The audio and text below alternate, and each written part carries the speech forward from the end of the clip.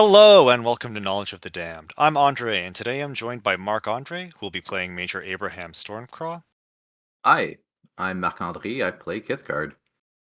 and Matt, who will be playing Kishtaar, the Howling Silence. Hi, my name is Matt Hool. Knowledge of the Damned is a Warmachine video battle report series showcasing competitive level play and exploring common meta lists and archetypes.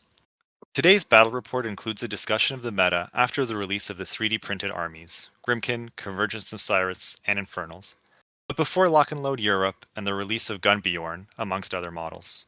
Marc-André and Matt discuss list creation, meta considerations, and the specific matchup. Timestamps are included for the pregame discussion, each game turn, and the postgame discussion. Let's get into it. Who wants to start telling me about their pairing and the meta that it's been generated in? So I think one of the things that may be interesting here. I think when I look at this pairing, I think I'm operating a little bit in a way that the Aryax list, which is kind of all the Reavers and the 120 Merc balloons. Basically, there's like one Jack in the Aryax list. The Aryax list, what it wants to do is it just wants to jam you with star-crossed Def 13 shit. So that's the game plan. It's not incredibly complicated, but honestly, I think there's you need kind of at Def 13 star-crossed. You need not only quantity of attacks with the amount of Reavers. There's like 5 units of Reavers in here, as well as the balloons. So you need not only what am I trying to say, quantity, but you need quality in order to hit that. I mean, unless you're bringing a bunch of AOE's, but I think a bunch of AOE's is not really meta right now. So the Aryax list, yeah, it's not complicated. Aryax runs off the board. He's like Def 17 star-crossed against melee stuff. If there's a bunch of range stuff, he hides behind two balloons. They kind of like boob in front of him, and then he hides behind them, and they have flying high. So then you're not, you're getting the range reduction, and you're kind of just like putting star-crossed up the table as much as possible. So not overly complicated. I mean, there's a couple of different pieces to this. There's some interesting things. I think Aryax has a decent spell assassination. So like the one 6-point jackal that you bring with him is an arc node. And you're probably feeding bottom of one. So you're sitting on the souls. And any turn that you're like, oh, this is the turn I go for the assassination. You just turn all those souls into focus, and you just blast down the enemy caster, or you get as close as you can, as well as with whatever other attacks you can land.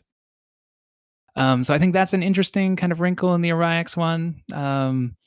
Last Word does a lot of work. I think if you're kind of like a melee-based army, one, you're not going to love Star-Crossed, and it kind of sucks when you get jammed with Reavers, and you're like, okay, if I do hit you, you're going to Last Word, move 3 inches, and make an attack. And I've had units of Reavers ambush and like kill the unit that the unit that was contesting or something. Not because I got to attack them, because I just like ambushed and ran, or I ran and engaged. And then the next turn, the opponent was able to kill like 2 or 3 of them, and then they Last Word and kill half the unit, and then I activate and they kill the rest of the unit. So I think, yeah, that's just relatively annoying for my opponents. So pairing wise, what I'm doing here is running this Aryax list, which I think demands high quality and quantity, or a certain type of attack. I'm looking at the opponent's list and I'm thinking, can they deal with this, right? Yeah, it's a skew. Do they have the tools to be able to deal with this? Because I think if they don't, I think the Aryax list tends to just win on scenario. It doesn't even need to kill anything. It just kind of swamps the board. They can't make enough attacks. I can test everything. I eventually score out. Yeah, so pairing wise, I look at the other lists and I'm like, okay, can they deal with Aryax? And then if the answer is yes, then that's where I'll flex into my second list. So this Kishtaar list is a little bit different.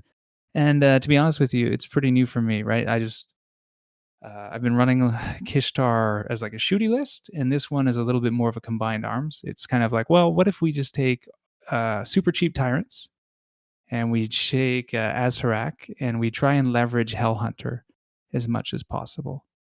So then you spice it with a couple units of Reavers, and that's pretty much the list. Honestly, I've only played it once so far, and it felt really good. I guess I could tell you more if I had more games with it, but as of right now, yeah, Kishtaar list, it I've been impressed with it so far. I think one of the things is that the tyrants can really hit up. Between the feat with Kishtaar, you get your accuracy buff and you get your damage buff. And then you can stack Silence of Death on top of that. You can stack Dark Shroud on top of that. And I think even your shooty tyrants at 10 points, even the claw on them can start doing a lot of work in melee. So that's that's where I'm at. What I'll be looking to do into Mark is I'm going to be looking at, can either of his lists handle Ariax? If they can handle Ariax, I feel like he's going to be pinned into choosing that army. And if there is an answer that I feel is good enough for Ariax, I'll be dropping the Kishtaar one. One overview question regarding your pairing. Mm-hmm. What kind of stuff can't Oriax face? Like, if your default is I have this skew list that's really hard to deal with, when you look at a pairing, how do you decide I can't actually go with my skew and I need my second list to cover me? The worst match in the game is probably Mad Hammer, which is like Dwarven, the roulette guy. He brings all the AoEs and then he like gives boosted damage to those AoEs. So a lot of AoEs is going to be a problem. If they can generate a lot of attacks at range, then it starts to become kind of problematic. A couple AoEs is probably fine. I have more than enough Reavers for that. I'm looking for like what kind of force multipliers do they have? Do they have maybe Carnage? Or is there kind of accuracy buff? Are they relying on knockdown, or are they relying on, is it like a kind of a single buff spell, like a Wild Aggression or something like that? It sounds like large volume of accurate attacks, AoEs being one of those, Carnage with infantry models being another.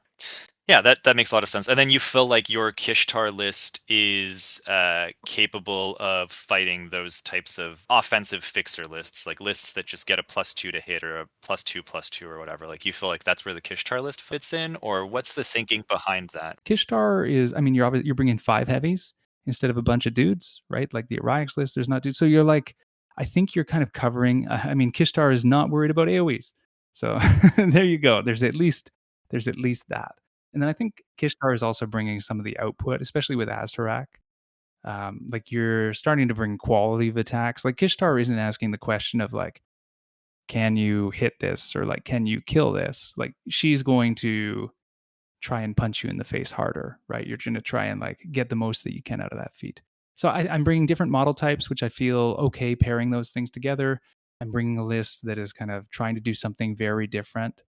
And and I think that works well, especially if my game plan or frame for the pairing is I kind of run this skew and then I have something just doing something. I don't think you're ever going to cover everything in the meta, but this list is doing something very different, or wanting to do something very different. It's playing with threat ranges. It's able to pump up accuracy and damage, and have some range stuff as well as some melee stuff. Do you have any final thoughts on your 2-list pairing, or on how it might compare, like, do into Kithguard in particular? I suspect that I mean, maybe Chomper over here with Chomper maybe makes me nervous with his with Carnage and Homicidal Maniac. Yeah, that maybe makes me a little bit nervous. He's Matt 7 and 9, right? Starcross 4s are all of a sudden, that makes me nervous. Yeah, those are my thoughts. Something to look forward to, perhaps. All right, Marc-André, would you like to do that same thing? Tell us about. So I am playing today Craghorn and Stormcraw. So I mean, Craghorn's feat lets you basically ambush mid-turn, which is kind of what the list is built around with Chomper. You know, Craghorn's got Carnage, so you know, big accuracy buff to a Mat 7 beast. With the Tunnel Rats and Chomper, you know, your opponent has to be acutely aware of where your trapdoors are sitting, because you can roughly land Chomper even before we talk about Homicidal Maniac. You can land them like about, you know, we're within 13 inches of where your trapdoor starts by basically bringing in some Tunnel Rats there, creating a new trapdoor, moving it along with their abilities. And with Homicidal Maniac, right, like that can get to a caster, especially if there's like single wound infantry in the way. The rest of the list is basically a big stealth brick, thanks to Fog Howler. It has Kruger as well on the back end because I love that model, and I think he trades up so well into a lot of armies.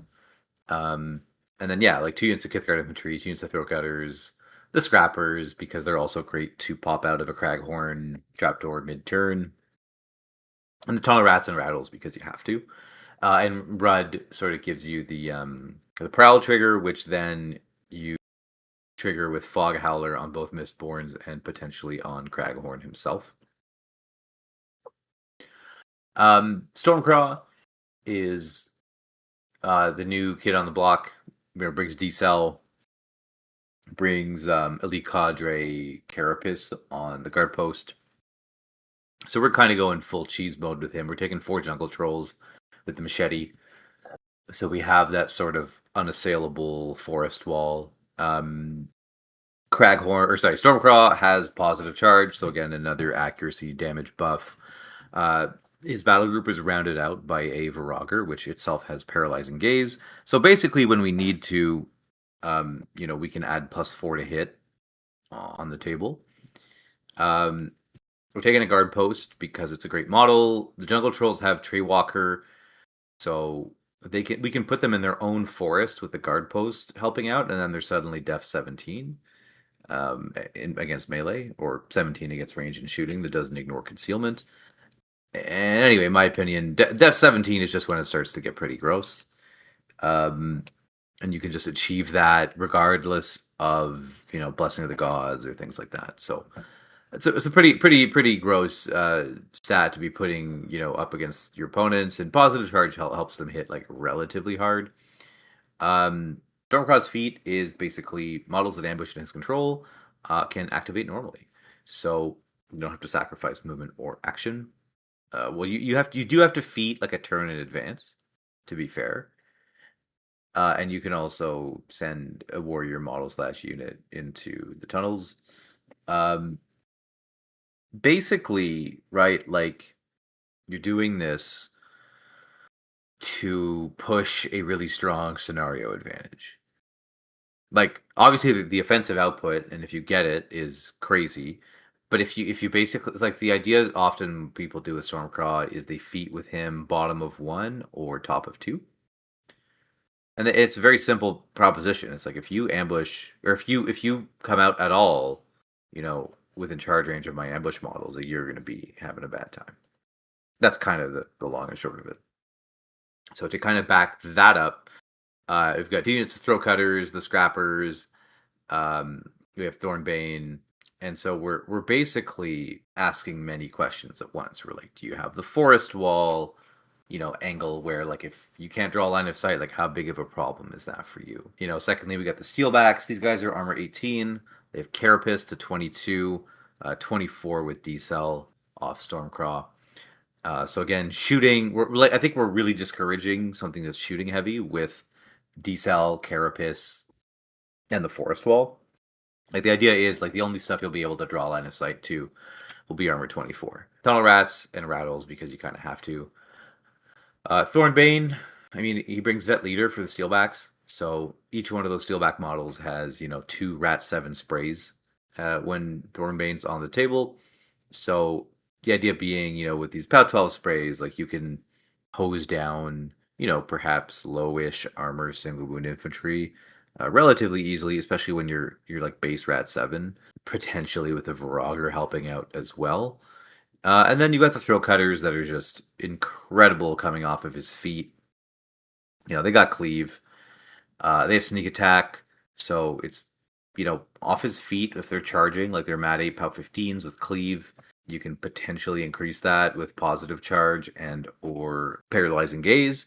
Right. So if you're basically threatening, like, yeah, these guys can be Mat 12, like POW, 17 on the charge. It's got a lot of scenario potential, as I may demonstrate in this game, to sort of do away with the suspense. Like, Matt, I think it's very clear you can't play Oryx here. Yes. Yeah, it feels that way. I think this is very clearly a Kishtaar drop for him.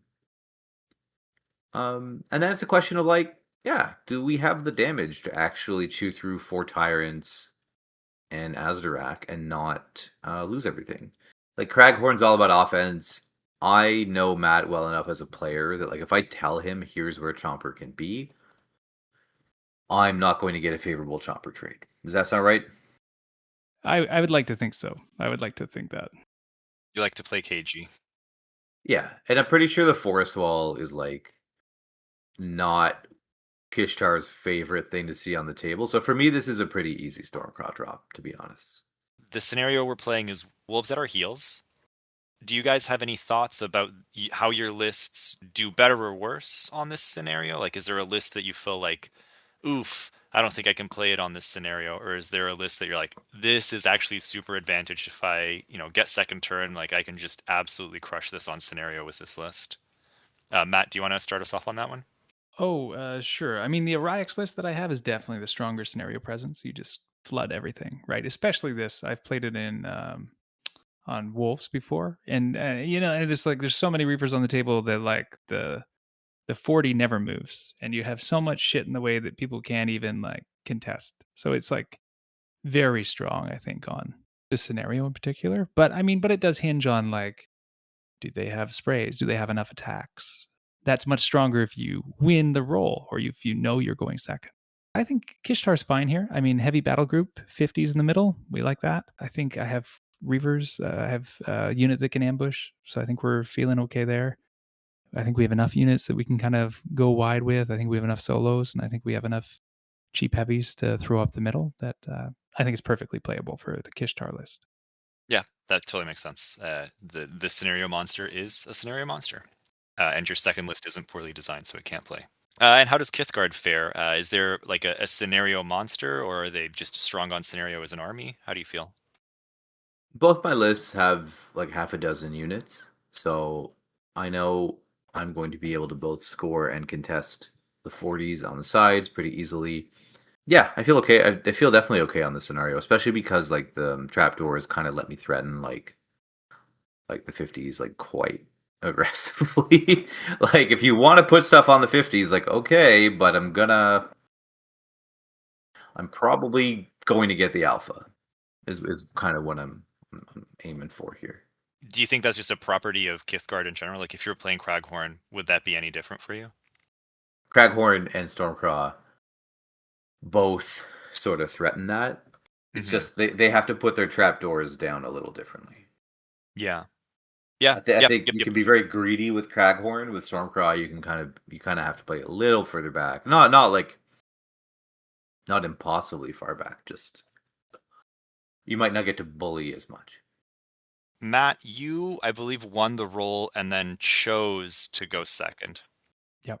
Yeah, for a couple of reasons. One is this scenario is I think going second is particularly strong on this one. If you can secure your 40 and you can kind of just contest their 40, I think you can kind of there's scenarios where you can just win on turn 3 or something. So I just think that this scenario was probably more advantage to be going second. And then matchup wise, I also just thought I would get completely hosed if Mark got second here. Partially because of that, just like inherent strength to going second in the scenario.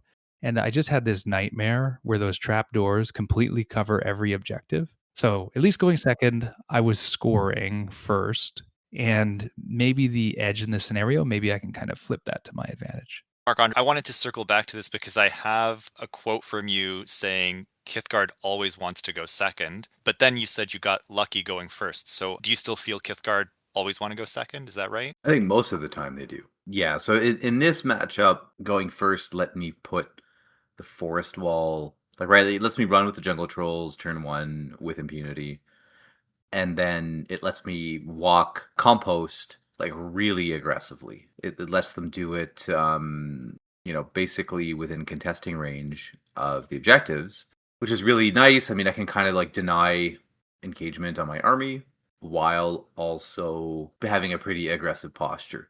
Don't get me wrong. Going second into Kithguard is a problem, especially Craghorn and Stormcraw, because yeah, like Matt was saying, his like, what keeps him up at night is thinking about having to like basically play into this Kithguard opponent that bottom of 2 is like, I'm going to charge every scenario element with these throw cutters. So like, I guess it's like kind of like awful both ways. It's kind of like damned if you do, damned if you don't. Yeah. There's definitely a big dilemma there, and I don't think I would have hated going second either. What was your plan for keeping stuff in ambush? And more generally, like, what was your plan for deployment like here? Throw cutters always should be an ambush. Sneak attack is like just an absurd ability. Yeah, so good, and they are crazy. Both their guns and their melee. Of course, Stormcraw lets you fully activate when you telegraph the feat, and that's kind of what we're banking on long term. Is like really trying to scare our opponent. Like you've got the trapdoor on the right that can spawn tunnel rats in a way that they will easily see through the forest and charge whatever they want. In retrospect, I maybe should have had it a little further forward, in a way to threaten anything that is scoring the 40. But honestly, I can't really threaten all the way to the back of the 40 comfortably. Not in a way that he can't intercept by like running a unit. So there is like that tension there of like how far, and I think I should have put it a little bit further forward. Up the middle, I mean, is always pretty simple. Like you're just trying to cover whatever central scenario elements there are. It might be 250s, it might be 240s. And I mean, Rattles always goes in ambush because he is a 1-point contesting piece. And then I suppose your deployment's fairly symmetrical. Yeah, because when you're going first, right, it's like, well, let's just make sure the jungle trolls are in a spot to put up a decent, wall that will protect the rest of the army. Otherwise, yeah, going pretty symmetrical. I've played Kithguard enough times to get my guard posts shot off the table turn 1. What kind of stuff are you looking for to keep something terrible like that from happening? Right, so I basically wanted, like, a setup where I'm not getting shot bottom of 1, because that's illegal. In this instance, Assault Reavers, of course, could do so. But I mean, I'm casting D-Cell. I've got Carapace because of Stormcraw's elite cadre. So basically, like, the little guys can shoot all they want. It's really about keeping Azdorak, Sabreth, and the 2 shooty tyrants out of range. And I really wanted the guard post to be in a spot where it's giving its aura to stuff that will be within 3 of the objectives. That's really my goal. And I know that on turn 2, I'm going to have a forest wall in front of it. So it's really about the turn 1. That's the only thing I really care about. Yeah, so really here I'm just trying to minimize the big shooty stuff. I don't want Kishtaar to have any shots at me. So I am trying to play a pretty quick turn, have D-Cell up on anything that might get shot at. Like, I know Matt's not going to, like, he's not going to try to shoot a tunnel rat at def 14 with, like, a rat 5 Reaver, when it means he probably loses, like, the whole unit if he does. Right? I think it's a learned thing where, like, you might have the reflex to just be, okay, everything is going to be out of range of everything on turn 1, like when you go first. But you can also sort of, like, know, like, there's no way a competent opponent or an experienced opponent, let's say, is going to go for this. Like, yeah, you can totally shoot, my Steelback here with, like, your Reavers, right? You can totally shoot me at dice off 12. Like, I don't care. You can CRA, maybe you ding up one of them, and then you lose the entire unit. So, like, I'm managing, like, the threat range of your heavies and Azdorak, but I don't care about the rest. So I'm just running up, keeping that in mind. Matt, what's going on in your brain as you run some models? Yeah, turn 1. I mean, I think there's some like general things. It's like, don't let anybody charge anything. There's no scoring happening this turn. Like, try not to lose models you don't have to lose, which should be 0 of them. I'm aware he has a frog with a drag gun, so I'm like, okay, well, we're gonna. So what do we want to do? We want to we basically Reavers also die like super easily. With the game, I'm hoping that the 40 off to the right, I'm hoping that that maybe my win condition is to be able to score that and get the 3 points on it. So I'm positioning the Reavers there, the Witches are there to be able to score that. I want to make sure that I can score that. The heavies, I mean, there's 250s in the middle, so we're kind of feeling like let's just go down, straight up the gut with the heavies. Other unit of Reavers, I don't know, just kind of be central, be relevant. Yeah, and then the movement stuff here is just try not to lose anything and try not to give Mark anything easy. And really, I think most of his stuff being melee and knowing that he hasn't feeded yet, that really just means don't let anything get dragged in with the frog.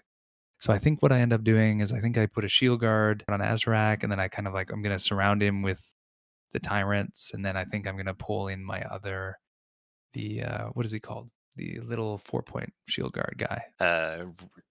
Champion, Revenant That's it. Champion. Is that right? Yeah, that sounds about right. He's gonna kind of go central to kind of give things a second shield guard as well. Yeah, so that's the plan. Move up, take board space, and don't lose anything. don't fuck up. That's the game plan. You were trying to stay with your Reavers outside 17 of Steelbacks, which I suppose must be their walk place spray range. Yeah, and so I'm maybe playing a little bit conservatively with the Reavers. They probably don't have to be that far back because is Mark going to give me a unit of Steelbacks? If he can get the whole unit of Reavers, maybe. Yeah, and then I guess the other point is the trapdoors aren't doing anything terribly egregious because Marc-André just didn't feat. Which he should. Yeah, I think that's the right call. I think it would have been if Yeah, he beats this turn. It's super easy for me to just like back off, and because I don't even have to go into scenario at that point. yeah, exactly. And then the feat doesn't do anything, and it's sad time for Kithguard. One other thing to keep in mind is that there are still regular ambushing units that could come off the side. I think I start placing those blue Reavers, and then I'm gonna like slide them to the left a little bit, and then I'm gonna move them central. And really, I love the Reavers. There's a lot of good things about the Reavers, but when it's a big difference if you can go in with a full unit versus you lose 2 or 3 of them, and all of a sudden that unit is a lot more sad. And so playing this Kishtaar list, I've really found that the Reavers, like, they die, man. They the Jacks die too, but the Reavers, like, they're paper thin. That's right. So I guess your plan is all the infantry have to be far back and central to avoid getting roasted by steelbacks or shot to death by throat cutters. Yeah, that's right. Surefoot goes on Azdarak here. And I think this like spell selection. So second sight over on that tyrant on the far right, Silence of Death on the I should say the ones out to the flanks. I think are the Belcher tyrants, and the 2 tyrants inwards with Azradak are the Claw Flail, like a melee 11-point version. Then Azradak in the middle. Yeah, Silence of Death I think goes well on that tyrant. Surefoot on Azradak I think is a good choice. I maybe could have been more aggressive with Kishtaar here. This is my first game into Kithguard, I think, probably. So I also don't want to randomly die. So I maybe hang back a little bit. It doesn't really matter because he has a forest wall anyways. So I think the common wisdom with Stormcraw is like you always feat for like either the turn 2 push or the turn 3. I'm looking around. I go, you know what? I can probably just like push forward. My ideal plan here is to tread water with composting jungle trolls. Like, I can tell Matt does not want to go into Def 15 lights. He doesn't want to feat like this early, because if he does, he has to start sending in his heavies to actually like do stuff. I'm actually looking at charging with tunnel rats because I'm like, you know what, between positive charge and paralyzing gaze, I actually don't hate how much damage I can do to a heavy, especially if I'm also able to get some like scrapper shots on him. And while all of that is like a cool explosive play, the type of thing I want to go for, I think here I'm doing the math and going like, you know what, that's like not really the best, especially because the Revenant Champion is within 3, so he's going to eat one of the 3 shots. I'm just not like loving that option, and because if I decide to do that, it's giving Matt like a million charge targets, and we're playing a very different game at that point. So now I'm kind of doing like the boring, quote unquote boring, like, okay, like, well, and now I'm noticing like, wait, with that acid forest on the left, I can like just really abuse the forest wall. Like, and I'm like, oh, let's optimize it. Like while we're here, right now, I'm like, okay, yeah, Matt, you can go like 4-1. I'm sort of like, I can go 4-1. I don't even think I need to let him. I don't think even need to feed here. Is kind of like the realization I make pretty quickly here, and this is why I'm a big fan of Stormcraw with the jungle trolls. I mean, I think I see a lot of people have been playing it with Baggedy Bomb. A lot of people have been playing it with Grim Tusk, and it's good there too. Like let's be clear.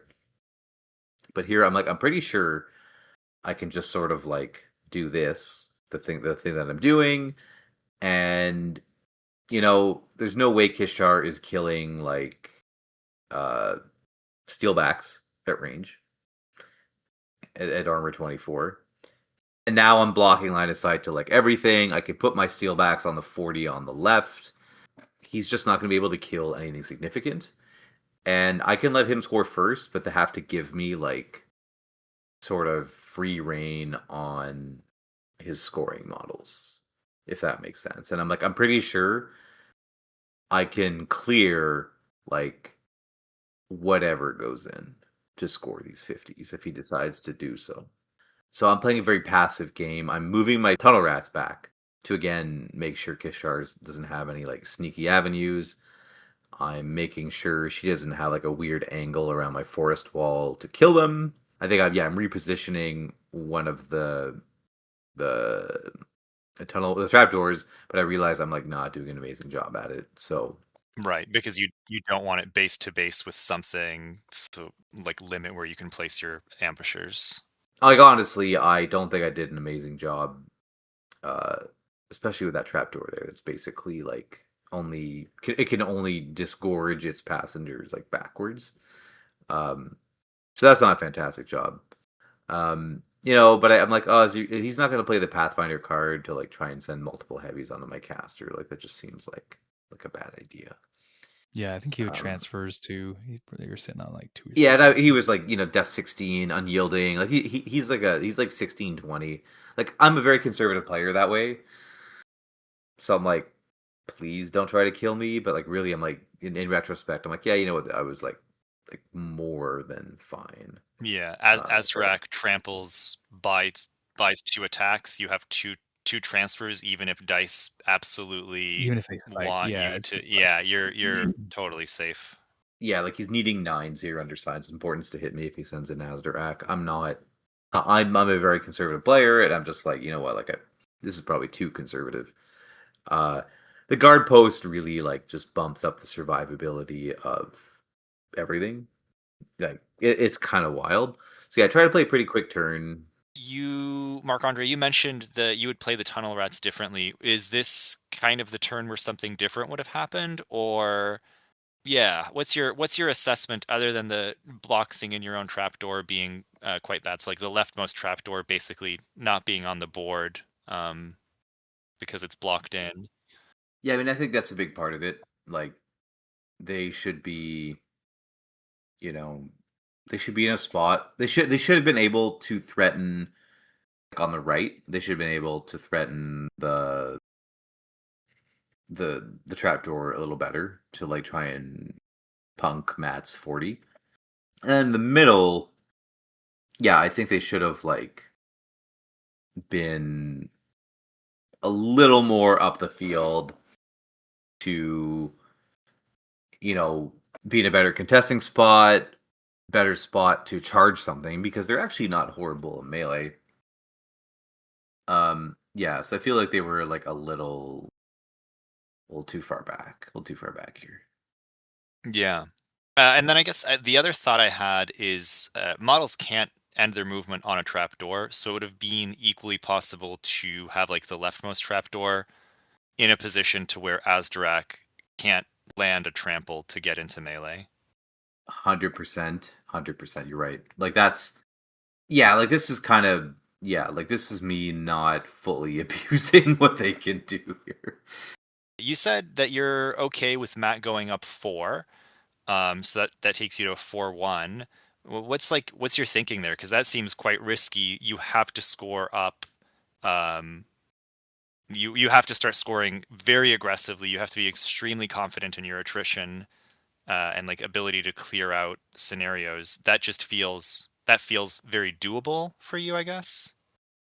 Yeah, I feel like the 40, is going to be pretty easy to clear.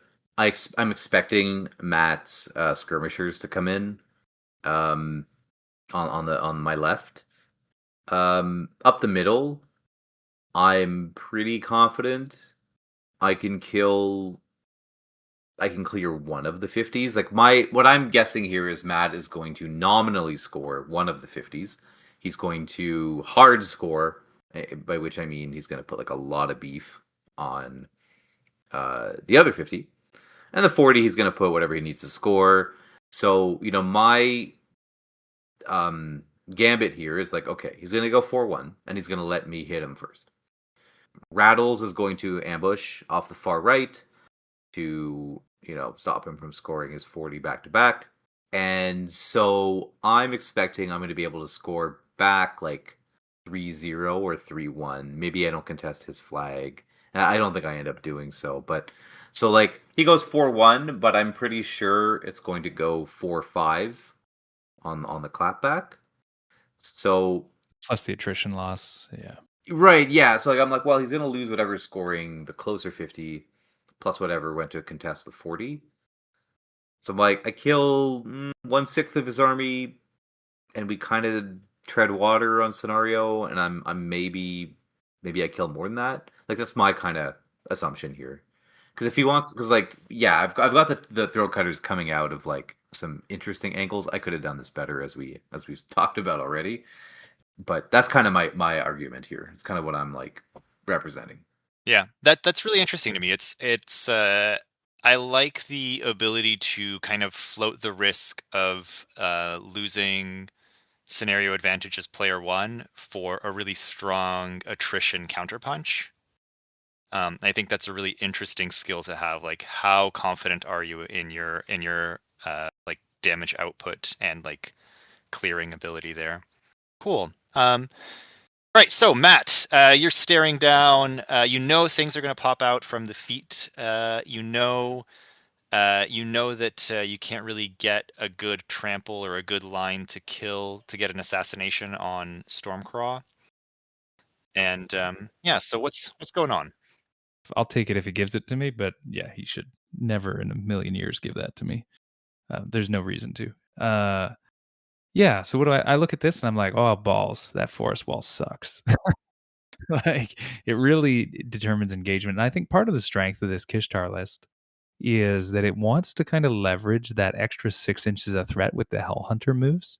Like it really wants to leverage that. And like a forest wall just like completely shuts that down. Forest wall plus decel plus these bastards in large metal suits with flamethrowers really, really shits all over that, which is fine. It just means we're playing a more honest game, I guess. So I bring in my ambushers because that's what they're here to do. They're here to get me some points and maybe get me some cheeky spike rolls that'll kill models that otherwise shouldn't die.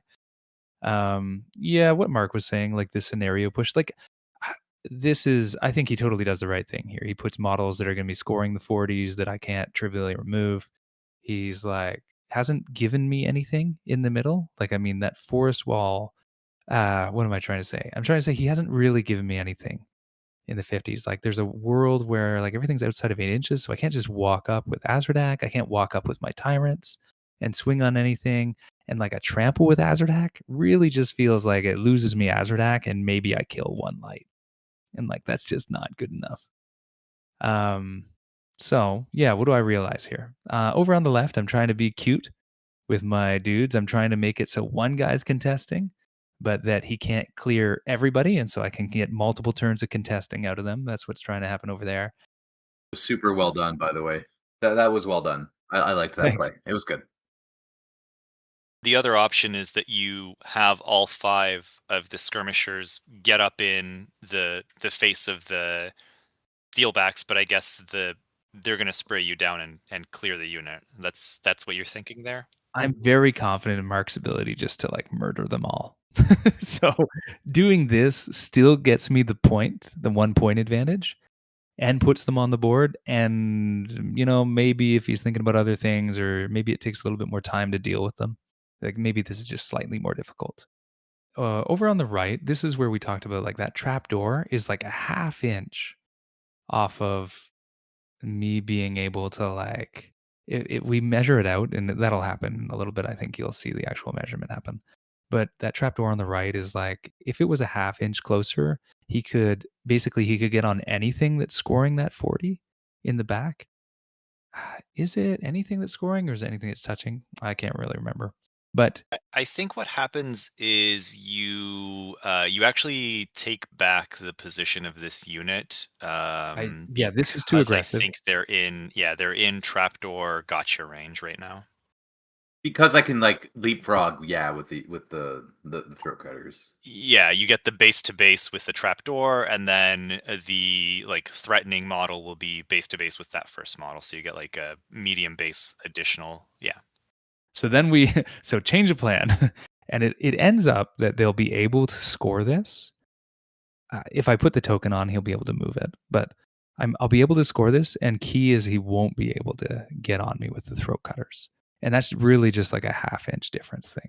In the middle, I'm realizing that things are going to come out of trap doors, and they're going to hit like a truck, especially with positive charge and sneak attack. Like it's gonna suck.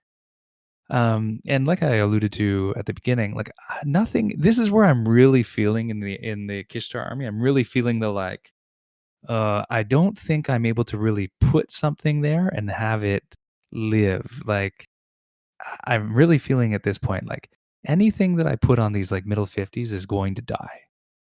And so what I start to do is I'm like, okay, well, I want the points because I just want the scenario pressure. Like I think that's important. So I want to be scoring both of them. And I guess there's a couple different ways I could do that. I'm unsure of his ability. I think he can easily clear two heavies. So why do I give him two heavies? Good question. I give him two heavies because I want him to commit enough resources that when I clap back, it's like I want him not to be able to deal with it trivially. Like if there's one heavy, maybe he can just get the frog, maybe he can just do something. Maybe it's like a positive charge light and like a couple other like chip damage. And I want him to have to like so this is the tightrope, right? Like I want him to have to commit enough that I can take that and it's going to hurt on the punch back. But at the same time, I can't give him too much. So what I'm going to do here is I'm going to give him two Belcher Tyrants.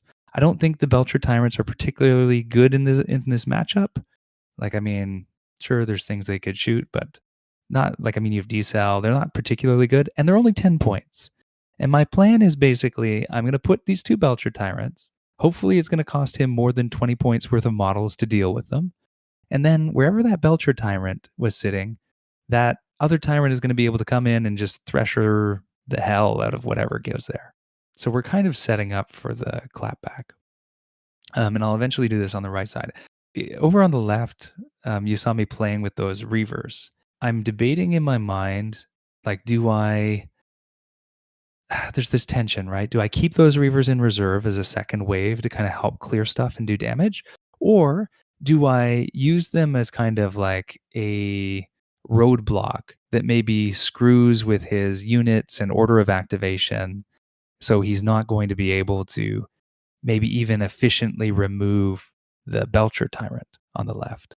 But I decide to do the roadblock play with the reavers, and then in going into Mark's turn, I promptly learned that was the wrong move as he trivially removes them.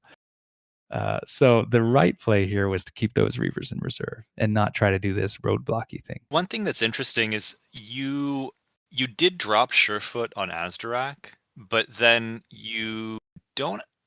I thought what was going to happen is that that Surefoot would go on this unit of Reavers, but I think you actually. I'm not sure where it ends up again. Why didn't they get Surefoot? I was super happy when they didn't get Surefoot.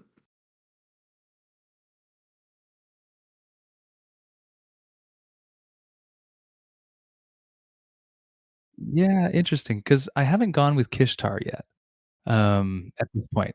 So I dropped it because I wanna flip it somewhere. Um, what makes sense is to flip it onto the Reavers, 100%. And I think that's my intent in dropping it. No, I do surefoot them. Yep. Yeah, there it goes. No, I think no, you put it on the Tyrant. Oh, sorry. Yes, you're right. I surefoot the Tyrant and not the Reavers. Yeah, I surefoot the Tyrant just to be like basically, in my mind, I'm like, if one of these 2 Belcher Tyrants survives, I'm in a really good spot. If he's committed stuff and one of these 2 survive, and so I put the surefoot there being like, I'm hoping that one of these 2 Belcher Tyrants survives. I think if I lose both Belcher Tyrants, I think it's not great, but it might be okay. But if one of them survives, I think it's really good for me. Yeah, that makes sense. I love the gambit. I love tossing 2 10-point models away for scenario and what you were explaining. If Marc-André has to commit like all 4 of the jungle trolls and you get to take all 4 of them right there with just on your side of the board, that's awesome for you. Like that's a good trade, and you probably can still score to be ahead. So yeah, sounds like a great plan. The scoring goes 4-1 as predicted. And I guess I should say quickly, just on the like, there was the option of like, am I able just to score up enough and then jam enough that he's not going to be able to clear it? And yeah, I think about that for like 10 seconds and realize I don't think that's going to happen. You know, like yeah, I just don't think that's possible. I think he's going to be able to clear whatever I put there. So you mean like like the Belcher tyrants run into the forest wall? Well, so yeah, what I mean is yeah, not so much a jam in that sense, although maybe I just mean like clog the zones. Like if I go up by so like I score 4 here, 4-1 is what the score is. Like that means what does that mean? I can probably score that flag, so it probably goes 5-1. So I need to keep him from scoring 3 points. He can easily score the flag. He can easily score his 40. I think he can easily contest my 40. It's just like it really comes down to like, can he clear 150 to like be in the game?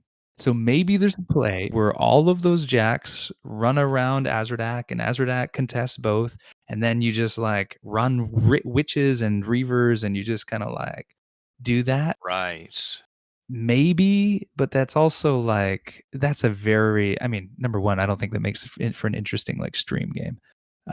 Number 2, that's like full balls to the wall. Like you win or you lose based on that play.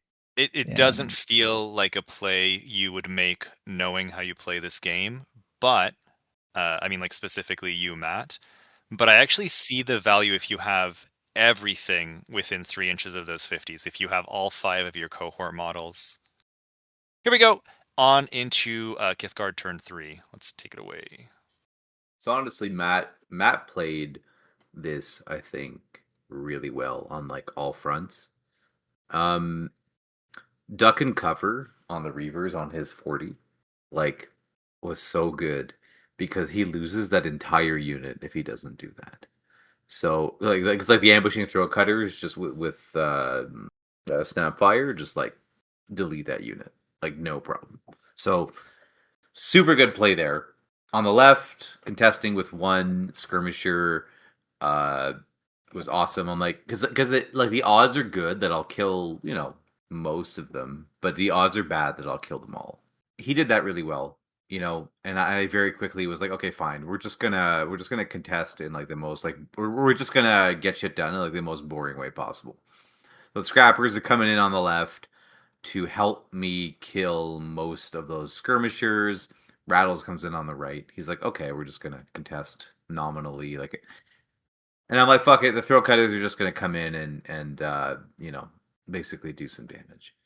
My guard post goes insane on like the damage here.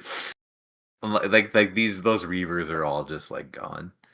I think Matt, you probably could have put them in the fire and like it just kind of like helps you.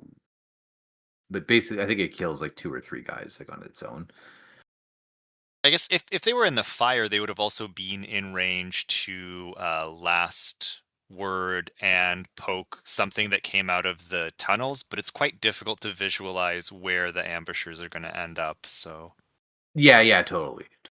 Yeah. The right move for them is probably just like keep them up with that other tyrant, that silence to death tyrant, like kind of hanging around there. I think it's the right call. I think it was also a great move to put forward your cheap tyrants like you did. Because yeah, like whatever you put there is gonna die, so you may as well give me the garbage. And yeah, like so Rattles just goes up and does his stupid shit, like whatever. It's very clear what he's doing, right? He's setting up to die, but it's 1 point. Like who cares? And I figure whatever I have left over, and I think so. My turn 3 play has often been to put Thornbane into the tunnels, so that I can ambush turn 4. He can be a problem to deal with, like mid to late game. So Yeah. What is the ARM 18, 10 boxes? Army Team 12 boxes, tough, no knockdown, carapace. Like there's just yeah, it's just a pretty solid stat line. That'll like win you games just on the contesting front. I just Yeah, like I didn't expect this guy He to is just 6 points. I Yep. think he can be knocked down though, right? That might be true. Yeah. Yeah, but it doesn't matter. He's a beefy boy. Yeah, so I'm a fan. Here I'm just killing as many of these little guys as possible. So now, right, like already at this point, I've secured okay, I haven't lost. And now Matt's going in, he's doing, he's last word. putting some chip damage, on the sappers, doing what he can and all that. Yeah, so I killed 4 out of the 5. I would have preferred to kill the whole unit, obviously, but this is not bad. And now the actual damage can begin. Oh baby. Yeah, like I said, my trapdoors could have been set up better.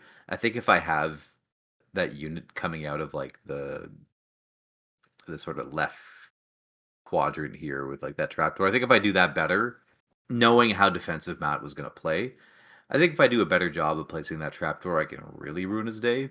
But like this, I think this goes pretty well for me regardless. Like I know with morale boost, like I'm gonna get some of that fury back, so I can be pretty aggressive and just like double cast positive charge. And yeah, the idea here is to take out 1 to 2 heavies. Definitely, I know I've got 1 heavy down. The idea is maybe like cripple another. I'm still keeping Hell Hunters in mind as I do all this because it is super scary with Azrak and your feet. It's like yeah, like if you mess this up, like you will die. Even with a caster as hard to kill as Stormcraw.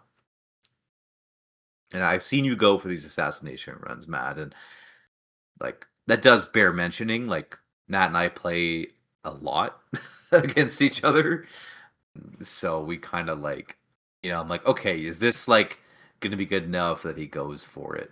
Yeah, you get a feel for the player, right? You're like, you get a feel for will they consider going? Like I wouldn't, but would they? Like that kind of, Yeah, exactly. Yeah. So I'm keeping that in mind, and I think I'm playing the throw cutters, assuming they're speed 5 and melee 2, which was wrong.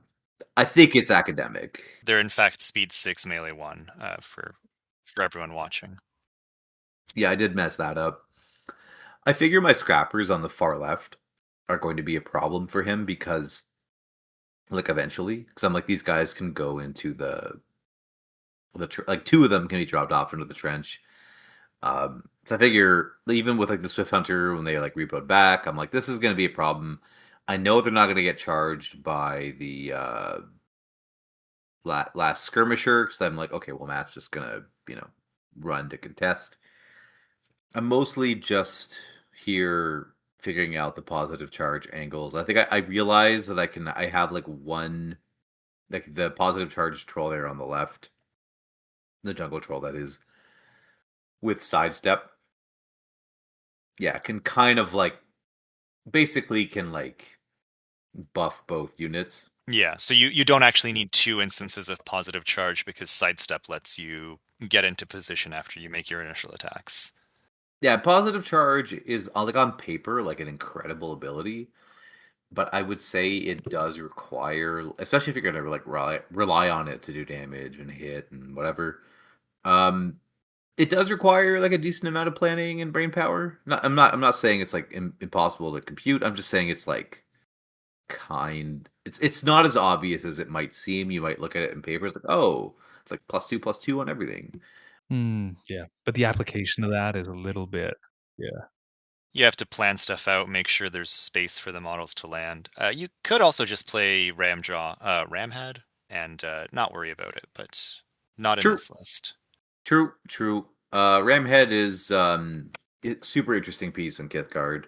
I don't want to get on my soapbox about it, but here I think I'm sending in the frog. To just kind of blow up the tyrant that's sure-footed. I think I played blessing on it. Correct me if I'm wrong. I don't fully remember here. But I figure at Matt 9, the frog is just gonna like annihilate this thing, and he does. He does. As a side note, man, the Virager is like it's such an incredible beast for 12 points. Here we go. This is me charging hit at speed 5, melee 2. And my goal here is to kill the Revenant Champ. Like to actually kill it, right? To get around imperishable conviction. Yeah. I specifically recall you stopped taking any more attacks into anything, and you had several to go. Yeah. So that was the goal. To just kind of kill it last, which I think is like the way to do it here. Yeah, 100%. And I think I even here I'm like I made sure to not get a charge on that last Reaver because I wanted it to not have set defense of just be Mat 10 against it. Which I was happy with that play. To be honest, I was like, okay, let's like not get the charge on that with the charging model and blah blah blah. Now we get the Def 17 jungle trolls. Yeah, you're in the guard post. Secured perimeter is the +2 defense ability. So yeah, those trolls are now actually defense 17 against melee. And this is the transition that I love you can do with these jungle trolls. Like, and to be clear, I think they're probably too strong, but I love that you can go, oh, you not now that you're going to be able to charge me regardless of what I do. Yeah. I'll be Def 17. Right. I guess. Yeah. So good. I probably spent a little too much time with the rest of this. But I think this turn overall, I mean, goes great for me, of course. I run Grindstone, he goes back. The Tunk Rats, I'm like, I don't think I do a great job with these guys, but I realize that I'm pretty low on clock compared to Matt here. Even though I am kind of expecting him to take a long turn, I'm like, all right, Cloud Wall. Like, we're putting together Cloud Wall, we've got Forest Wall. Like, this is not. I don't think Stormcraw is in like serious danger. I don't think either of us really remembered about the expanding kill box here. I don't think we did. No, we definitely forgot about it. It'll matter for my turn. But my plan here was like, you know what? I think Def 17 will be tough enough for you, even on your free turn with the trolls. So let's just see what happens. And yeah, we run up the steelbacks, and then we pass over to Matt. So the scoring here, you actually go 5-5. Yes, I got to clear his 50 as well, so life is good. Yeah. You took the 2 10-point tyrants just with throat cutters, getting the full activation, getting sneak attack, being like POW 16s, and then getting positive charge on top of that for their melee. So it's real good. It's real quite good. strong, and then you get to keep 3 of your jungle trolls in reserve, just contesting, just being defensive pieces. Yeah, looks like a super strong position here. Yeah, this is Operation Kill Shit. Maybe I'll start with expectations. I expected I think in my mind there was like a what is there? There's like a low, medium, and high. There's like a what am I trying to say? There's like a if the dice shit the bed and this goes badly for Mark, there's like there's like a really positive outcome for me. There's like an average or an expected outcome, and then there's like a oh shit that was bad, like that kind of outcome. This is hovering like I think for me losing both heavies was like an average outcome. I think the like losing both heavies and the unit of reavers is like it's tilting into I lost too much. Like I think it's like kind of like on the edge of moving towards I lost too much on that edge, which is like which is just a I mean, you play into it, you learn, and then you come back and do it differently next time. So am I happy? I'm like, well, shit. I think I misplayed that unit of Reavers, but barring that, I'm about to kill a whole lot of shit. Like this is feat turn time. These tyrants are gonna just gonna eat. So I don't even know where I start. I guess over on the right, I think the easy play is I just kill Sergeant Rattles, and everybody's gonna move up and surround the 40. In the center, I'm just kind of I know that I have Thresher. I know that it's feat turn. Um, uh, I, we keep Silence of Death up. That just makes sense, right? She upkeeps for free on her battle group. I think I upkeep Second Sight on myself because I don't really plan on doing anything else. I think I probably go with Kishtaar first. I feed. I think do I shoot or do I charge? I can't remember if I. You shoot a throat cutter to trigger Hellhunters that lets I think that you. lets me maneuver the tyrants, right? They kind of like That's exactly right. Yeah, disengage the tyrant. Yeah. which will then let me right. I probably move that witch first, and I think that tyrant kind of slides back. Yeah, it's going to slide to there so that I can walk around and Thresher the world. Which is like this is side note. This is one of the most satisfying Threshers that I've ever had in a Warmachine game. Yeah. It's a glorious one for sure. Yeah, I mean, what am I trying to do here? I'm just trying to make the most out of every attack here. So every attack I want to make, I just want to kill as much as possible, and we'll see if we can kind of like tilt the attrition back towards me. Does that end up happening? Not quite, but I think I don't know. We'll see. We'll see. I think it goes okay. The witches are just fueling the tyrants. They may as well go in. They may as well dark shroud and / fuel things up. I do think on this turn, I'm happy with the work that I get out of the tyrants. I'm not sure that I'm happy with the work that I get out of Aztarak. But that's kind of based on my memory. So I think I'm trying to keep him as another wave. It's kind of like, wave one was here's some Belcher tyrants. Now the melee tyrants are going to come in and they're going to wreck stuff. And I think I keep Azradak being like, well, maybe late game I can recast Surefoot, and now maybe he doesn't have a blessing card. Not that with paralyzing gaze and all the shit, maybe it doesn't matter, but maybe I can recast Surefoot, and maybe that'll be a bit of a problem. On the left, my little Reaver guy is just going to run and contest, and I feel really good about that. Like the Reaver skirmishers, if I can get more than one turn of contesting out of them, like it feels really good. That's what they're there to do. I mean, they cost me 6 points and not 1 point, but still feels good if I can contest for 3 points a turn.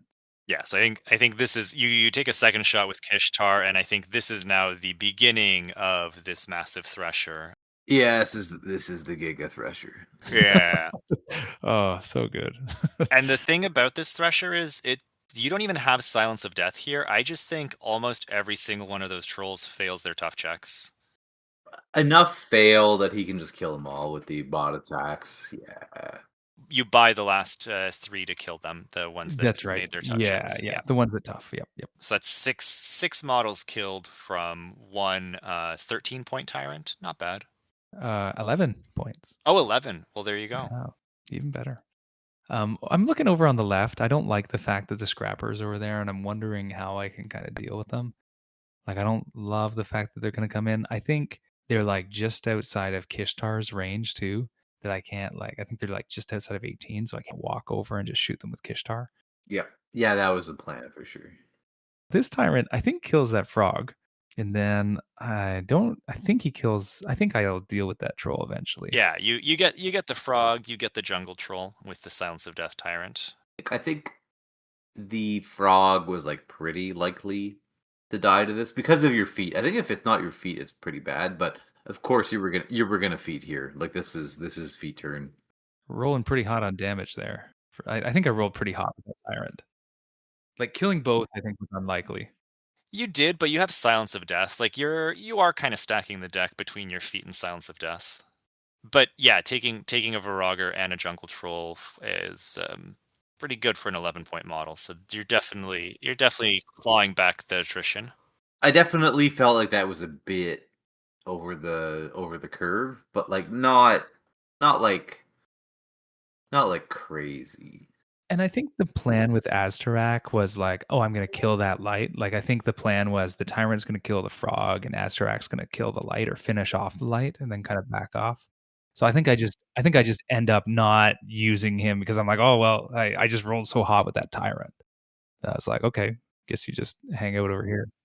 I think that's why I wasn't too pressed about it. Is like it's unlikely for the tyrant to get this much work done, but him and Azarak, I was like, yeah, those are dead. Like it's just kind of What does Azdarak actually do? I think he kills that last He's gonna kill that last guy by the 50. the last throat cutter. You basically do nothing to the back line. Yeah, those Def 17 trolls. Well, and the reason I have an option here. Like the tyrants have done what they're supposed to do.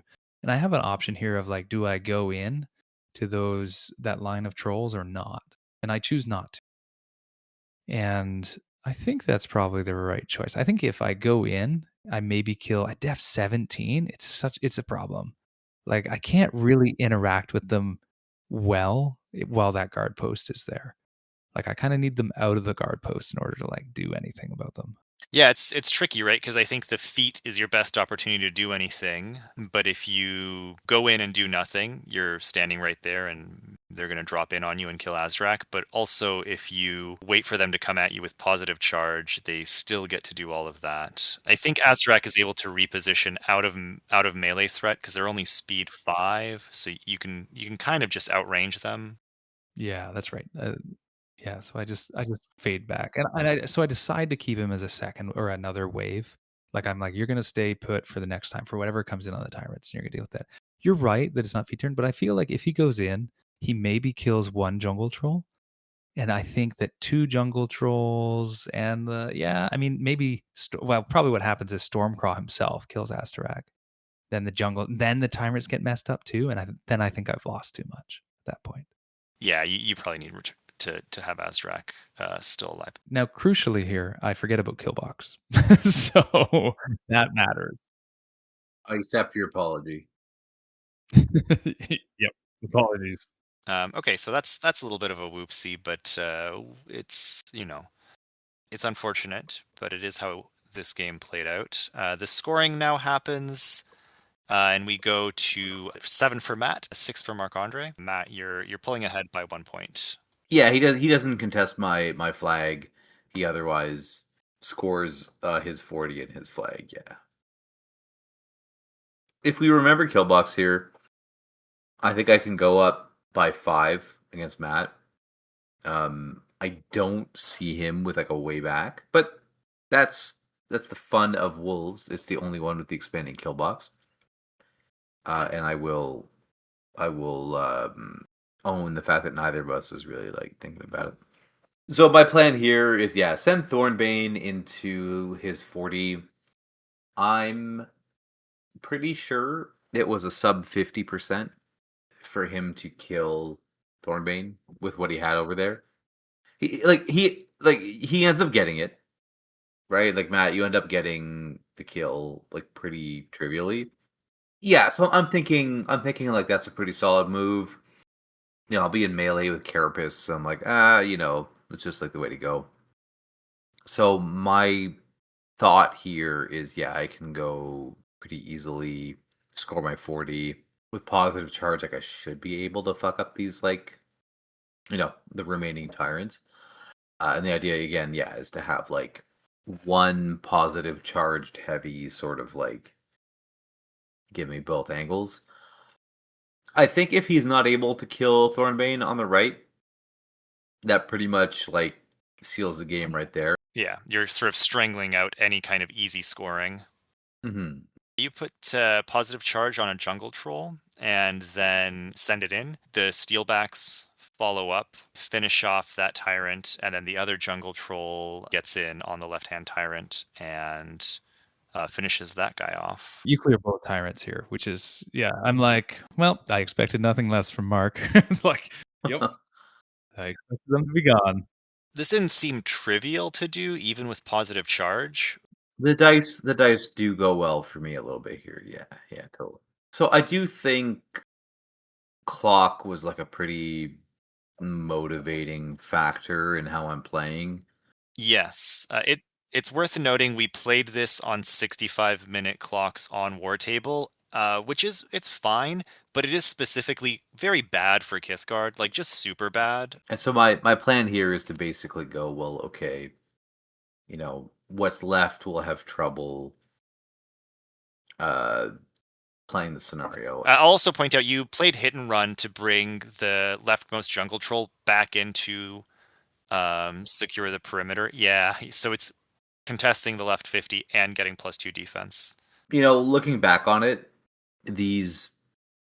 I think what I should have done was like my left steelbacks should have run to also get in the way, like to contest the flag. And the tunnel rats should have run to score the 40 on the left. I think if I do that, there's no way in hell Matt is able to hold on to this. But you are contesting the flag with the scrappers. I guess they don't get to be in the trench. But you're saying you should have contested the flag with the scrappers and the steelbacks. And I don't see a way for Matt to come back from that, to be honest. Almost everyone listening, and I know both of you have heard someone start their turn and say, I'll do the easy stuff first, which usually involves a unit or a model kills the things that are right in front of it.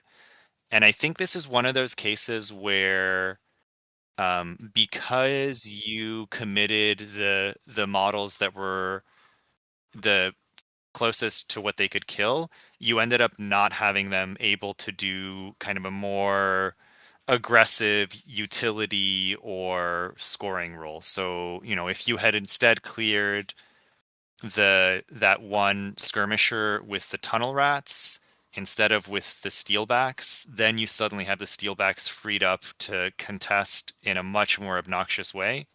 Yeah, so I think with the current board state, I think the most unlikely thing, or the thing that's kind of like it's almost probably is a little bit worse than 50-50, but it's this play right here.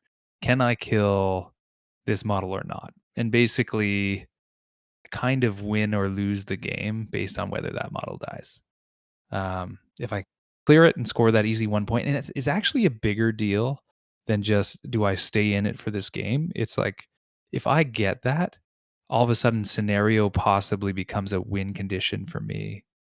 Like it's instead of like me losing on scenario, all of a sudden I can push scenario, and maybe there's not a lot of contesting models, and I can start to score up on that 40. So I don't know. I think this is very relevant that it dies here. So that's what's going to happen over on the right side. Over on the left side is because I need to score 2 to not lose. I need to kill the scrappers. Here's the witches are going. I'm basically just going to contest with a witch.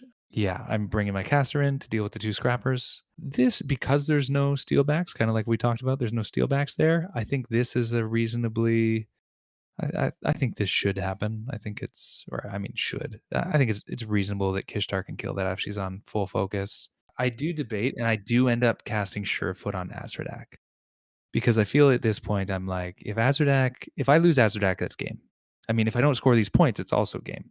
But if I score these points and Azradak is sitting in the middle and doesn't have Surefoot on him, I think that also sucks. Basically, my gamble here is if I can get Azradak's going to go in, he's going to kill some stuff. If he can get 2 turns of activation, then this game might be mine.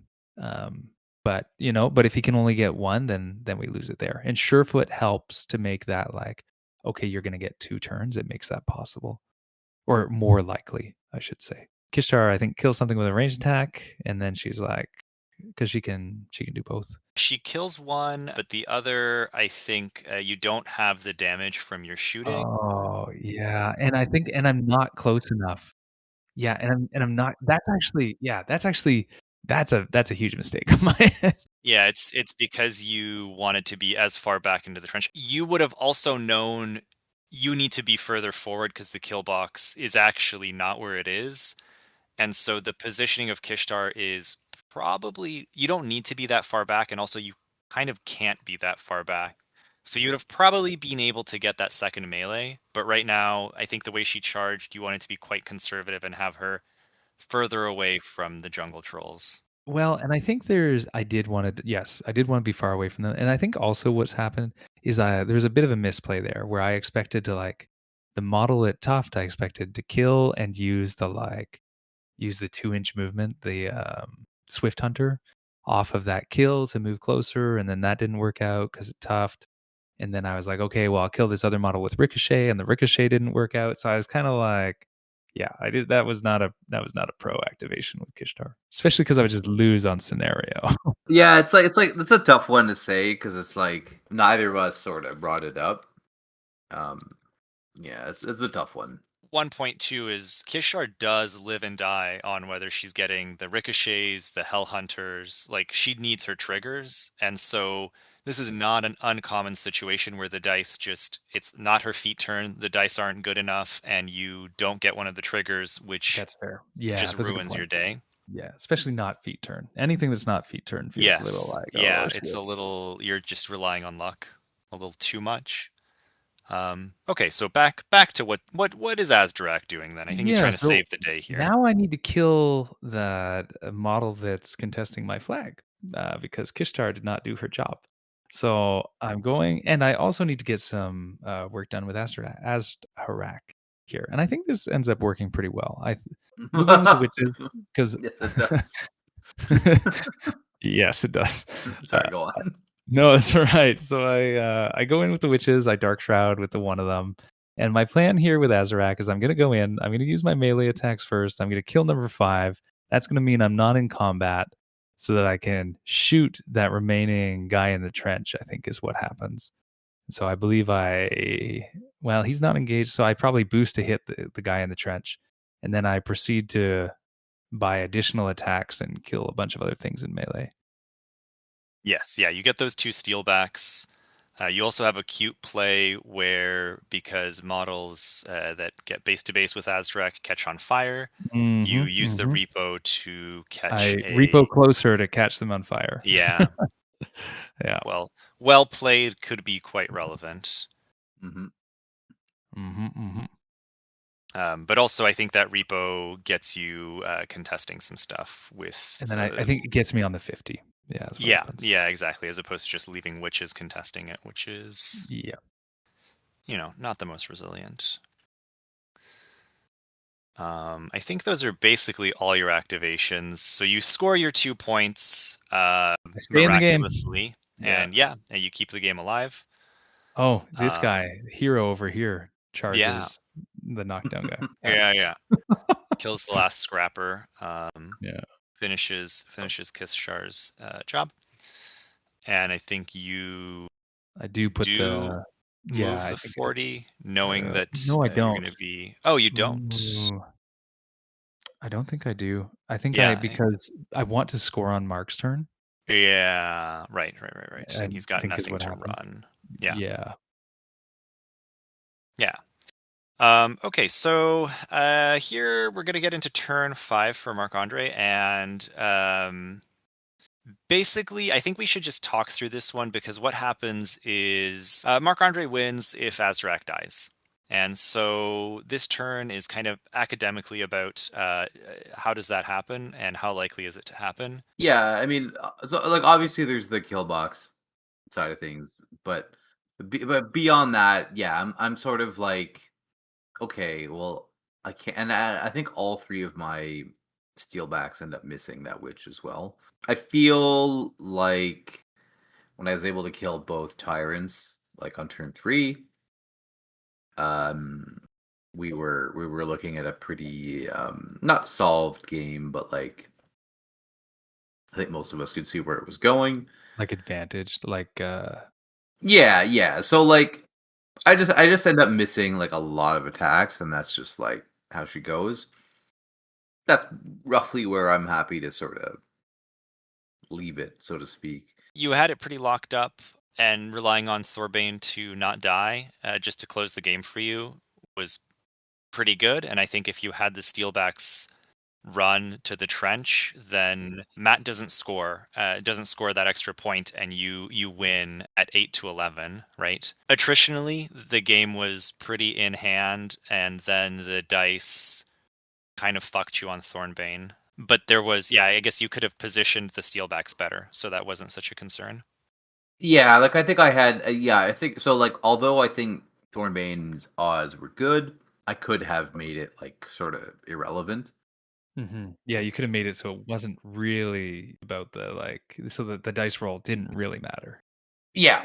So I could have definitely executed that. I think you said it well. I think what happens in this scenario is, I think it's what happens with Azradak. That's what happens. Like it's if he lives and he gets a second turn, like that's obviously really good. And a lot of important stuff dies, and attrition maybe swings my way. If he dies, that's like clearly game over for me. Yeah, I mean, I think the witches being alive and kind of for free locking up the left side. There's one witch that's contesting. F14, so it's like you need sevens, and I think Mark proceeds to roll. Eights. I think they need eights, right? Yeah, they need 8s here. I just missed them all, plus the sprays. Yeah, it was a lot of attacks that should have the dice should have said yes to literally any single one of those, and it just changes the scoring again. But of course, also the kill box thing makes a pretty big difference, because I think there are a few positions where Kishtaar would have to be so much further up that a jungle troll is threatening her. Yes. And she had to spend so much focus to net those kills that the game is quite different. I agree, because then maybe Surefoot's not on as Tarak too, right? Which changes that does he die outcome. Yeah, for sure. That's very true. That's very true. Yeah, so I mean, like, I think this game is sort of interesting because it seemed pretty handily in the Kithguard, like, books closed, we're good. But dice, and like you can look back at the damage rolls. The thing that's interesting about those damage rolls is you didn't actually do damage with two of the 5 Reaver attacks, but then you rolled like 10 and 11 at dice -5. Yes. And then you made the tough roll and had only one more attack at dice -5 to crack armor, and and got it. yeah. So like it was very spiky. Like you didn't roll damage on 2 out of 5, and and then then you spiked killed the him damage. with killed him with 3 attacks. So it is a dice game, and that does happen, and it is one model against 5 attacks. So pretty interesting usage of Thornbane nevertheless. Yeah, I found him pretty good at doing this, and he tends to be a stick in the mud for those types of units. Like you know how Umbre players often will score their in this scenario, right? They'll score it with hounds. And I was laughing. I'm like, man, hounds would like bounce off Thornbane. Oh, Like he'd his just be like, carapace, right? yeah, right, yeah, just like yeah, Scribala, like shoot me a dice off like 8, like fuck you, like you know what I mean? Yeah, and their melee is off 6. I think it's a valid tactic, but in this scenario, I do wonder, like if I in the tunnels I put in those steelbacks instead of Thornbane, Yeah. I don't think there's any chance that you kill them. And so Oh, yeah, no, yeah. I'm just thinking about that now. I'm like, I think maybe I wasn't actually aggressive enough on my scenario play. Right. And that's something I've gotten very used to doing with other armies. So I will continue to try to innovate here, I guess. So I'm saying. Do you guys have any stuff you want to throw in before I ask a few more closing questions? Forest wall is silly. Let's. Oh, move with yeah, it. agreed. Yeah. It's so strong. To the point about going first or second, you don't get to do the forest wall very aggressively if you are second player, because you don't want to run into your opponent's threat ranges turn 1. If you're second, you aren't often set up in a great position to walk 5 inches and make a forest wall turn 2. I don't know if that's always correct, but I found it's less good as second player. For sure. For sure. Depends on the scenario. Depends, I think, a little bit on the caster too. One thing that I just haven't seen really good players do is, as player 2, contesting your opponent. So as player 2 being like, I really don't want you to score your own elements, and I want to take all the points for myself. What I'm seeing more often is kind of the way this game was played out is I'll just take my easy points and stay on my side of the board and force you to start attacking me. Are there any cases where you don't do that, or is it almost always better to, as player two, score your easy points because you're already going to have to forfeit some stuff to your opponent on their counterpunch that you don't want to overextend and also contest their pieces? Or are there cases where that's the right move and you really want to just swarm onto their side of the board? There are absolutely scenarios where that is the right play. Where, like, if you can identify, and I think fault line is like the prime example, where you go, ooh, I can go up like 6-0 and just ruin my opponent's day. Where you give them like your entire army to choke on, and you're like, kill me or I win immediately. But these are, typically lean on a defensive feat, like +2 defense, or you can't charge, or like minus damage to your stuff, like one of those things. Here, I mean, Matt had the option, had he decided to contest my flag, he could have gone 4-0. Like if he runs a Reaver unit and he puts his witches on the 40, on his 40, that is. Like, so that was on the table, but I don't think it's a hole I can't dig myself out of. Like, yeah, like maybe, it goes 4-2. Because I think, yeah, like I equalized. Yeah, I went 5-5. So I think when you're going second and you're in that position, you're like, well, yeah, maybe Matt could have been 5-4 instead of 5-5. But I don't think losing an entire unit is worth that. And in this scenario, this table, this matchup.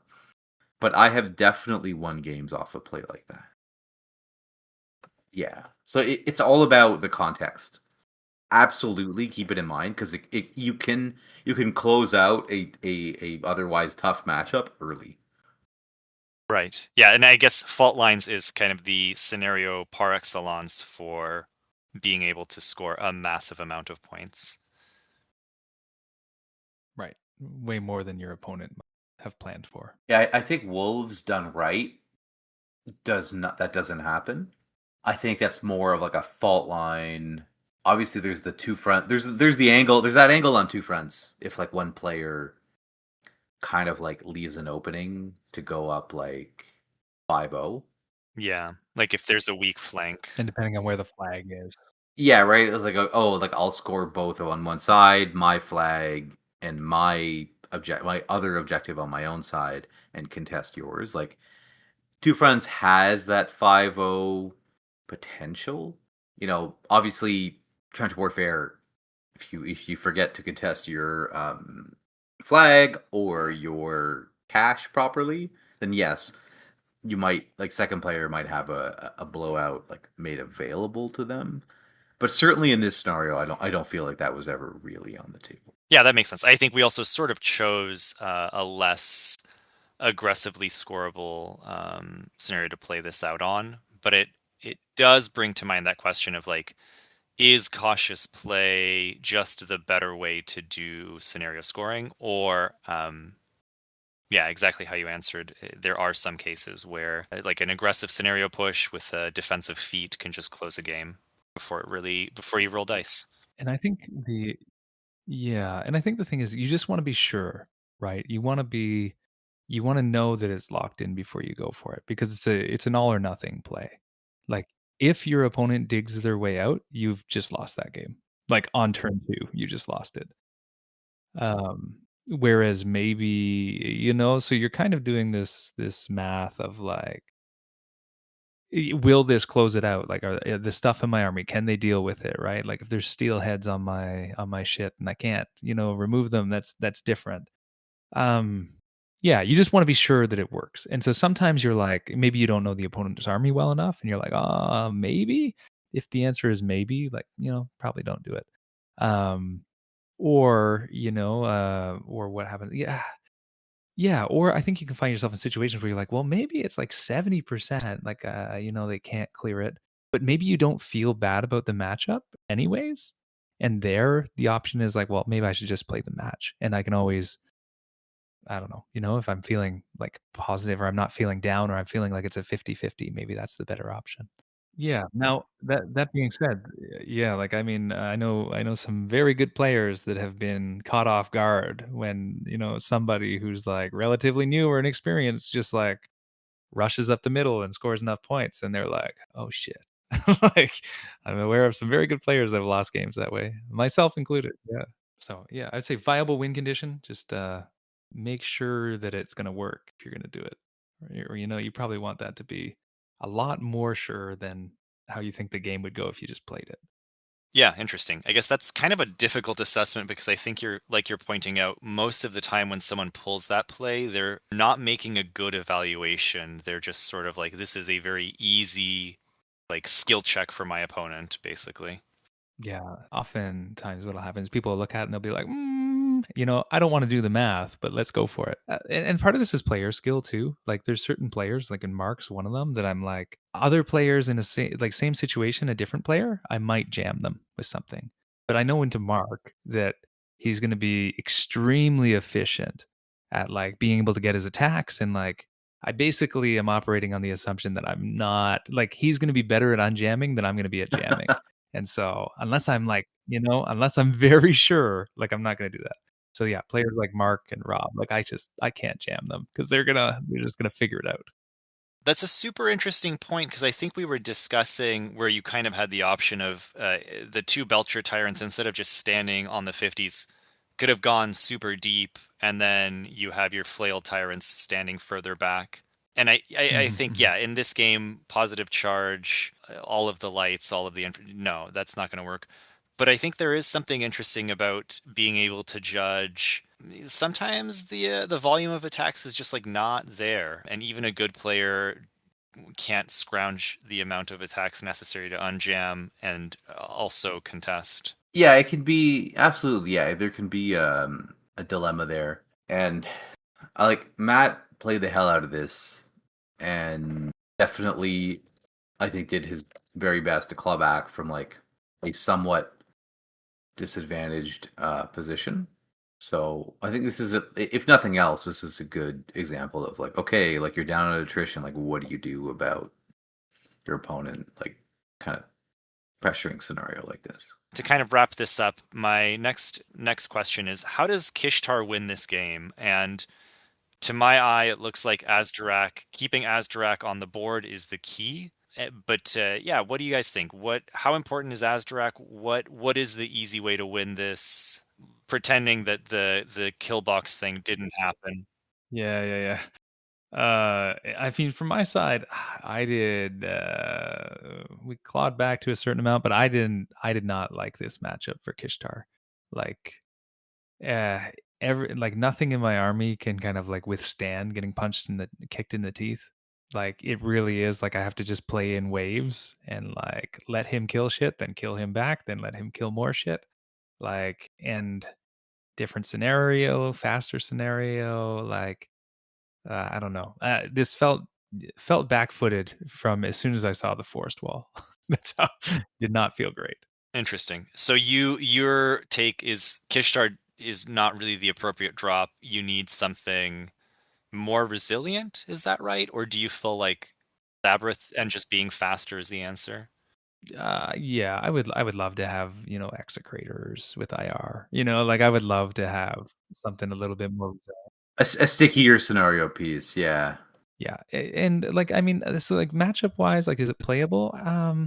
It felt like it didn't feel like an auto like I can't win this game, like I must dodge, but it feels yeah, it definitely feels like a little bit like Kishtar has to claw and fight. And I think the things that she really wants to do, which is leverage those hell hunters, like it really feels like Stormcraw can take that off the table. And so you're kind of like you're going in kind of like neutered of some of your strengths and into a caster that you can't easily assassinate, and like into an army that's just like everything in it is gonna like blow up the models it touches, feels yeah a little bit not ideal. So it's good to hear that it seemed to at least weigh on you for sure. The forest wall is brutal, but there's another angle. I don't think this came up, but Grindstone can give shield guard to steelbacks, and then Yeah. yeah, and then they're under Oh, there we decel, go. and yeah, Yeah, you yeah, can't yeah. get Hell Hunter because they're going to shield guard your shots. So yeah, it is quite bad for Kishtaar to not have Hellhunter triggers. And honestly, it might be bad enough that it's like in the list pairing. If you're like one of the questions you might want to ask is, can Kishtar get Hellhunter triggers? And if the answer is no, then maybe you should be playing the other list, depending on what it is. Like her kit really does feel like at least this list build, like that's a huge piece of it. Yeah, I kind of assume any build where you have tyrants you're trying to deliver, even if they're just shooting tyrants that you want better angles at, or in the case of this list with the flail tyrants that you want to dig deeper with them. Yes, it does feel like it would be kind of like Sabrith being like, well, I can't perdition this game. Is that okay, or am I fucked? Yeah, Sabreth is fine. Like Sabreth is fine without perdition and crippling grasp in some matchups. Yeah. Yeah. But it's a much deeper toolkit, whereas Kishtar basically has her feet and long range shooting and hell hunters. So quite a bit different. Right. So Marc-André, from your side of the board, do you see a way that Kishtar could have won this game? Like, was there something where you're like, "Ooh, I'm fucked if this, that, or the other happens," or was it a cut and dry, just keep killing what's in front of me, keep contesting, keep scoring?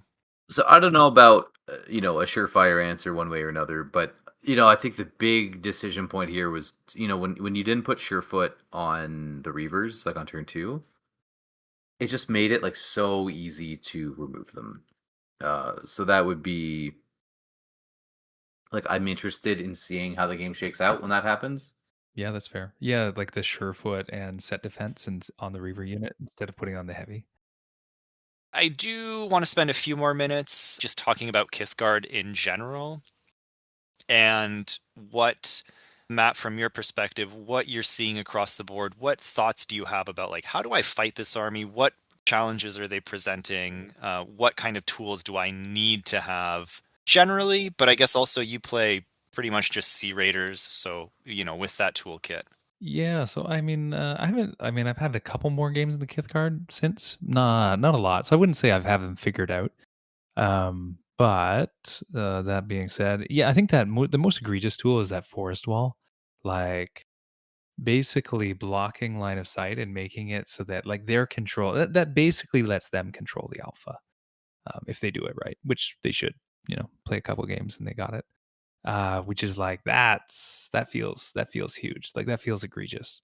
Uh, egregious. It feels very good, very strong. So what's the best? Yeah, and I don't have a great answer for that. And Orgoth in general doesn't want to get hit first. So if you can prevent the alpha and like kind of crawl up the board and then hit them first, they're not loving that. Yeah, I guess the issue is you can't afford to do that because trapdoors exist. So even if you can stay out of the range of the stuff behind the forest wall, the trapdoors are there, and so Exactly. yeah, they're Yeah, projecting the threat quite trapdoors. far. You were asking faction, right? Not necessarily army, just kind of like faction wise. Um, yeah, I was like, I mean, coming from Sea Raiders, ooh, I don't know, man. It feels good. Preventing the alpha is not great.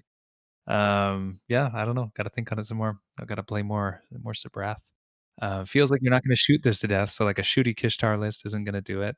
The Ariax list isn't going to work because def spam is not a thing into a list like this, or and Carnage, Corrobbers, you know. This Kishtar list didn't really do it. Yeah, the shooty version doesn't really do it. Sabreth wants the alpha, so she doesn't love the forest wall, like in like the line of sight blocking. Not ideal. Honestly, I feel like you want old Harusk is what you want. You want something. I feel like you want something resilient. Yeah, something that's going to take the punch and punch back. Okay, that is a fine conclusion, I think. It's a new army, and I don't expect to have answers. But yeah, Marc-André, where are you feeling like Kithguard? Like, are there some counters that you're seeing that are annoying to playing into, or do you feel like you're always in control with this army? What's your take? So far, um, it's definitely felt like I'm in the driver's seat playing Kithguard. Um, the only time I have felt like I was at a disadvantage was when like I built my list poorly. Where I was like, oh yeah, actually this current league, like neither of my lists really has like magic weapons, and I was like, well, yeah, but I'm like, who plays Crix? Who cares? And then they got matched up against Decathus slash Sepsira, and I'm like, ah, shit, like that is a problem for me. So that was me kind of being lazy in like my list pair, and I was like, ah, who's gonna play this? So, but other than that, it has not felt like a problem at all. So no, so far they feel very, very tempo dominant. Um, and yeah, they feel amazing. They feel super strong. I think like they have a super good tool to ensure they get the alpha in most matchups. Yeah, and the forced wall is kind of bullshit. So those are my thoughts. Yeah, it is. It is. I guess so 2 points. One on the one thing I noticed is there's really only one source of dealing with stealth, and it is the guard post, and it is only against one model. You haven't been facing Prowl, Fog of War, or any other stealth bullshit that's an issue for you? Not yet. Yeah, I have dodged, for example, Morzov.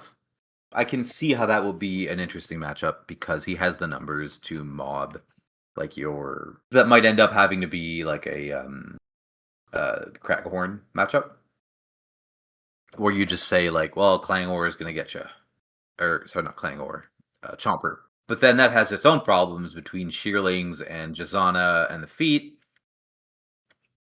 Like if they drop Galena, so I could see that be a tough matchup as well. Thank you to Marc-André and Matt for rolling some dice and chatting about it. And thank you to all of you for listening. If you want to hear more from Marc-André and Matt, check out their podcast, The Control Phase. I've put a link in the description. I hope you all enjoyed the game and the discussion. If you did, go ahead and do all that YouTube stuff. Subscribe, hit the thumbs up button, and I've heard something good happens if you hit the bell. Please leave me any feedback on what matchups you'd like to see, and have a wonderful day.